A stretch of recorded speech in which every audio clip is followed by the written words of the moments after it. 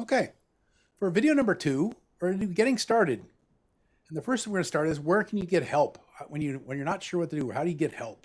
And so what we're going to do is we're going to go to w3schools.com Python. Great website where you can go through and it will cover all these topics: syntax in Python, how to make a comment so you can remind yourself what you're doing.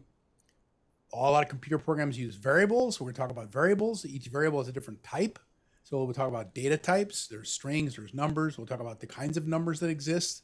Also, we're just using integers and reals. How do you force the type of a variable? We'll show you how to do that. I convert an integer to a string and vice versa.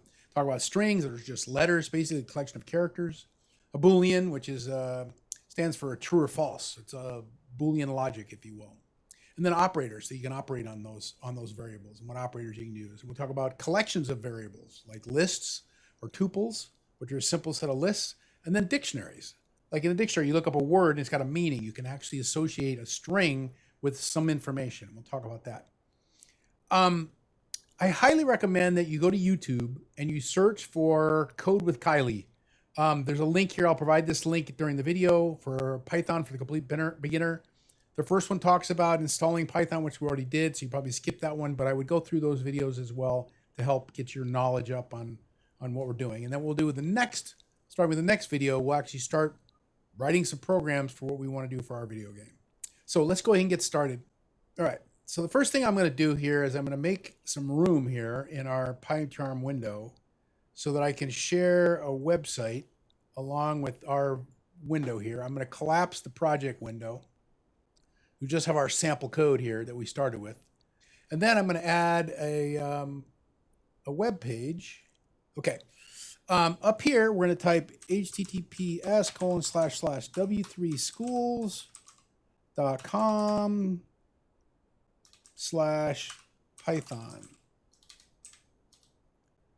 Okay. And we're going to click this guy, and that's going to bring up the Python tutorial. Here's the Python tutorial. And here are the Python topics that we're going to walk through. Now, as we go through these, there's examples in here of where you can try it yourself and we'll actually run the code. We're going to do that through PyCharm. So what we're going to do is we're going to go down here to the Python console. So this actually fires up Python. And so I can type a command for Python in the bottom here. So I can say, for example, print hi there. And if I hit return, it'll print hi there. So I can use the up arrow, down arrow to search through different code that I've already typed. And so I can test my Python over here rather than using the try it yourself over here. It's a little bit easier. So we're set up. Now let's walk through some of these examples. So let's first start with syntax. So if I go into so this is just an example of print hello world, which is fine. We want to talk about indentation. So you'll notice how this define function has a colon at the end. Colon is the special character used by Python to denote a block of code. So this block has to be indented over. So you see how this got 5 greater than 2 and then print 5 is greater than 2. We can copy this text. We can paste it in here and hit enter. And it says, hey, 5 is greater than 2. But if we don't do the indent, if we pull the indent back out, then when we hit enter, it says, what are you talking about? There's something wrong. Your block of code was empty. Okay. Now, if we bring this back and I type pass, tab over, pass, and then pull this back, this should actually work. But it's going to print it even if 5 isn't greater than 2. So if I go back here and I say 5 is greater than 10, which is false, this pass function just says don't do anything. And so it prints 5 is greater than 2 and it's the same thing. So you have to do this indentation. And if you get it wrong, notice what happens in here is that you see where it highlights it in a little red underline. It says indent expected. So as you're typing, you're going to see that. And if you see that little red line, you're going to want to tab it over so that you can get that syntax. So that's the first most important thing. That's going to drive you guys crazy if you don't get it right. The other thing is, here's the one that we got right. This worked. If I leave off the colon, then it's going to be very confused because it doesn't know that's the beginning of a block of code. And so it goes, what are you talking about? I was expected invalid syntax. Same thing happens up here. If I take this out, then I get this little under indicator here that's like, you're not done yet. There's something wrong, right? Syntax, that's the best place to start.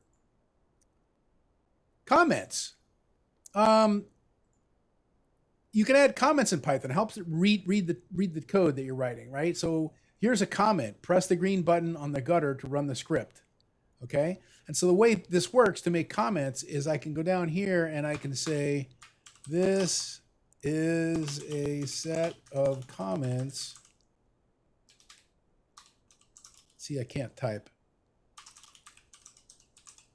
And what you can do is, it's very upset because the syntax, it doesn't like these words, it doesn't understand this. But if you put the cursor anywhere in this line and hit the Control/ key, so I'm hitting CTRL/, so the Control/ key, and it turns it into a comment. So if I click on this comment and I hit Control/, it takes out the comment. If I click on this guy here, Control/ makes it not a comment, and then I can select both lines, hit Control/, and now they're all comments. So it's pretty easy to add and remove comments. Okay? You can also grab a line if you Control Shift and then use the arrow keys, you can move text up and down. Just with Control up and down. You can do that with a block of text. So if I have all this text selected, I hit Control up arrow, I move that text up. I can move that text down. And so that's a very nice thing about PyCharm, is it makes that really pretty easy. So that's about comments. Let's move on. Let's go over here to variables. So here's some examples of variables. X equals 5. Okay, seems to be happy with that. If I type X, it says, hey, it's 5. I can also find out what kind of variable it is. I can say type, what is the type of X? Now, the other thing I want to point out here is that in this case, I have the word type highlighted, and I can do a view quick documentation, and it says, hey, type of object. It tells the type. Okay, so if I take type of X, it says X is of class integer. Now, if I say X equals 5.0, and I ask for the type of X, now it's a float. So we'll talk about the different types of variables in a minute. If I take X equals Bob, and I type X, it just replies with Bob. And if I ask for the type of X, it's a string. And we'll talk about what that, strings, you can basically strings. If I have two numbers, 3 plus 4, it'll add them together and get 7. If X currently is equal to Bob, if I say X plus X, it just adds the two Bobs next to each other. And Kylie goes through that in her video as well. So that's about variables. We'll come back.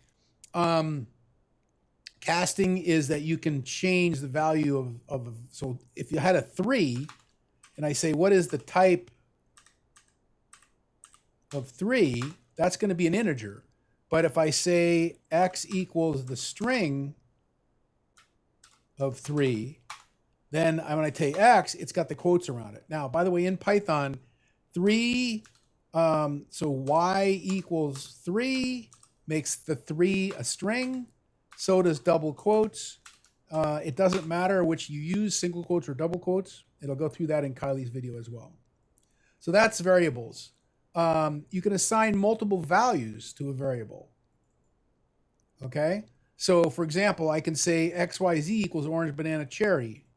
And if I put this over here, copy the code, paste it over here, execute it, and then I say, what's X? X is orange. What's Z? Z is cherry, done by position. So that's useful. That's assigning many values to multiple values. One value to multiple values, I can set Y equals Z equals X. So if I say X equals Y equals Z, which is equal to orange, then what happens is X and Y and Z are all pointing to the string orange. Okay? And so if I say what's Y, Y is equal to orange, Z is equal to orange, right? And if I change X equals green, now X is equal to green, Y still points at orange, and Z still points at orange. Because when you change the value of the string, it changes the place in the memory where it's stored. And Kylie talks about it in her videos as well. Okay, so the last thing we want to cover about variables before we move on is variable names. So if you go to the W3 schools and click on variable names, so these are samples of valid local variables, legal variable names. So my var, my underscore var. If you look up here, a variable must start with a letter or an underscore character. The variable cannot start with a number. Cannot start with a number, and it can only contain letters A through Z, capital A through capital Z, and 0 to 9 and underscore. You can't put periods, you can't put dollar signs, you can't put any other things. And they are case sensitive. So if you type age, that's a different variable than capital age, which is different than all caps age. Those are 3 different variables. So here's some samples of illegal variable names. 2, you can't put a dash, you can't put a space. Okay? And so if you then look at variables that are multiple words, there's several styles you can use. One of them is what I call camel-backed. Like, if a camel has a big hump in the middle. So in this case, you capitalize the variable, the first letter of each word. So my with lowercase m, and then capital V for variable and capital N for name. So you can see the 3 words easily. And that's something convenient I like to use. And typically in PyCharm and Python, you use camel-backed case for classes, and we'll talk about that later. Pascal case, which I don't use, is where everything's capitalized, so each word is capitalized. And then the last one, which is quite popular, is snake, meaning you've got this snake tying all the words together. So it's my underscore variable underscore name. So those are valid ways of naming, creating variables. And I'm going to show you the advantages, disadvantages. So if I said, okay, this is my variable name equals Bob, let's say. And then we'll try the other one. My new variable equals Sue. Okay. You could make a fairly long variable name. The problem with that is it makes it more explicit, but then it may take a while, like loop counter equals 3. And the nice thing about PyCharms is that it keeps track of the variables that you've used. So if I wanted to say if my, and then you see where it gives me the list of variables, and I don't have to type the whole thing. So if my new variable, and you hit either enter or tab, equals loop, and it brings up loop counter. So I don't have to type out all the names. So if that's true, then it indents over to make a block of code. I can say print these are equal, and then I can continue that branch of code, right? And say print still true, because I'm still in the true section. And then if I indent out, I can say else, and then I can say print not true. So here we're combining variable names with, and then finish that block of code, and now I'm back outside. So here I've got variable names. I can type the variable names. I type loop. It brings up loop counter. It's very convenient. So here's some examples. This is camel-backed, and this is what's called snake case in this case. And then we show that it file completes, so you can use fairly long variable names, and PyCharms makes it very easy to type those. So that's it for this this second video. I'm gonna go ahead and post some links for both Typing Tutor. I recommend you do some practice on typing. I'm gonna put in the links for Code with Kylie, the links for W3 Schools, so you can bring up this help description, right, where they've got all, it's a reference for, hey, if I want to do a Boolean, how do I do a Boolean? How to make a list? Here's a looping, if else, very, very helpful. And And then I'll also put up a link to some of the PyCharm documentation. So that's it for this video. Thanks.